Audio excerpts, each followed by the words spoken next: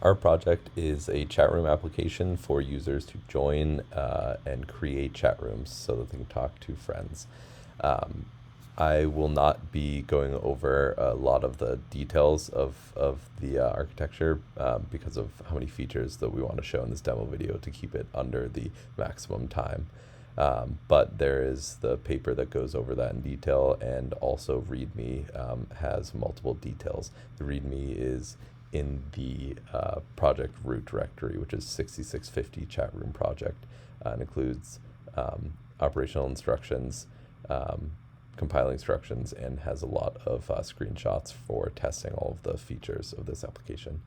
The four minimum distributed system techniques that we use for this are group communication with multicasting, fault tolerance, replicated data management, and distributed transactions handled by the Paxos algorithm. So when I first run this server, this will create a registry server and then also create lookup servers. The registry server handles creating the socket connections between all of these lookup servers so that they can carry out the Paxos algorithm and keep data replicated. The lookup servers handle basically all of the main logic for the server side of this application. So I created the servers. Now I'm going to open up a client. You'll see if I click, if I attempt to log in without anything there, a toast message will pop up telling me to provide username and password. Similarly, if I put an incorrect one like this, it'll tell me those incorrect. We have a built-in account, which is the admin one with this password. So if you click login, it'll bring you to the chat selection screen. I'm just going to go back so we can show registering. Similarly, for registry, click this. Tells you need to have something. And if you try to register something that already exists, a username that already exists, it'll tell you that that's already existing. So I'm going to name this one, this new user, Jake. We're going to register. So this is the chat selection screen. See at the top, you can enter a chat room to join, or you can enter a chat room to create. At the bottom, if there's any available chat rooms, the names will show up in the left and the total members will show up in the right. And we already show that you can click log out to log out of the system. So I'm going to enter, also I will show a few, I'll create a chat room first. So if I click create Westford, a chat room server object is created on the host client's process. So the host client is Jake, and this chat room server displays the history of all messages. Now this is the client GUI from the client's perspective. The bottom here, you can see the users in the chat room, and you can pull the information to update who is in the chat room by clicking update members in room. You can see in the left here in the terminal that's receiving heartbeats, and that's so that the lookup server can tell if the chat room server has failed or not. So if I send a message, I'll just send a few of these like that. I'll send this message, I'll send this one a few times like that. You'll see that this screen smart scrolls, it'll show the bottom, but if I am looking at old messages and I send new ones, it won't scroll down because it would be annoying if it reset every time you're trying to look at old messages. Now I'm gonna open up a new client.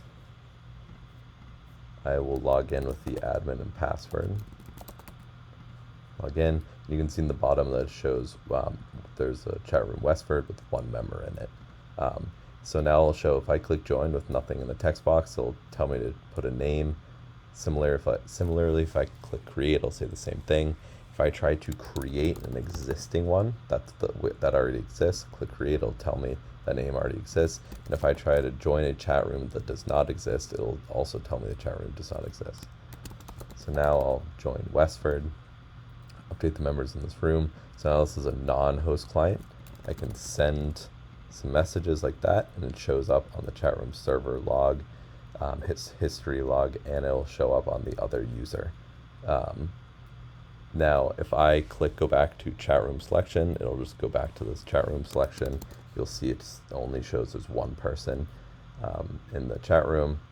So I'll click Westford, I'll join it, send some more messages, update the members in the room. I can go over to the host and update the members like that. Now, if I click log out, that would log me out all the way to the register screen. I can do that real quick. Admin, password, join it. Now, if I am the host and I, for whatever reason, leave this chat room while someone else is there, the chat room server will be recreated on the non-host client. So if I go back to the chat room, this chat room server that spins up now belongs to the admin. So, and you can see that there's Westford down here, and I'll update the chat room members to see that there's only admin. So now, if I join Westford on this account now, they're no longer the host, but I can send messages like that, update the members. Also, if I end the process, it will similarly either Control-C in the terminal or click this.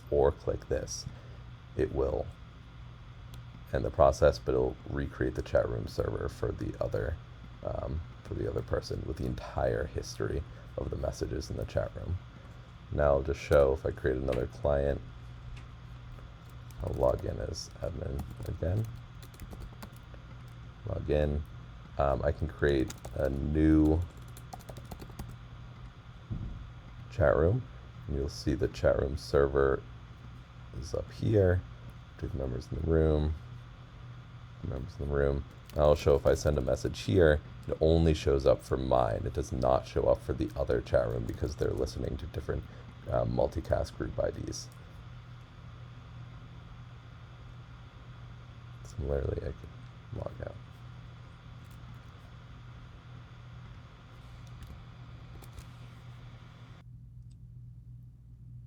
Okay, so I'm cutting now to a new situation real quick for the end of this video.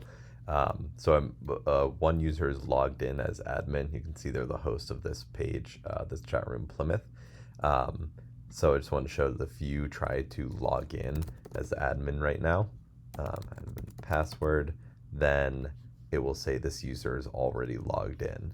And then if you go over here and you log out or end this process by clicking log out, then you go back to this other user and then you try to log in as admin. Now you can because they logged out.